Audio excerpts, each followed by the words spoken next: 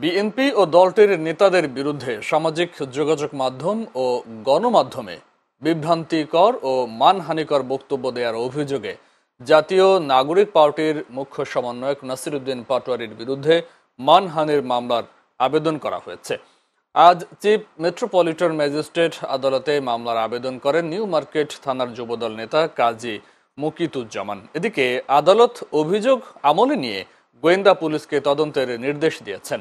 মামলার আবেদনে বলা হয়, 5 আগস্ট ফ্যাসিস্ট সরকার পতনের পর আসামি নাসিরউদ্দিন পাটোয়ারী আন্দোলনের নেতৃত্ব দানকারী দল বিএনপি ও বিএনপির নেতৃত্ব প্রদানকারী ব্যক্তিদের সুনাম ক্ষুণ্ণ ও সামাজিকভাবে হেয় প্রতিপন্ন করার লক্ষ্যে ইচ্ছাকৃত ও উদ্দেশ্যপ্রণোদিতভাবে সামাজিক যোগাযোগ মাধ্যম ও গণমাধ্যমে বিভিন্ন মিথ্যা, বানোয়াট তথ্য ও বিভ্রান্তিকর মানহানিকর অপপ্রচারে লিপ্ত হয়েছেন।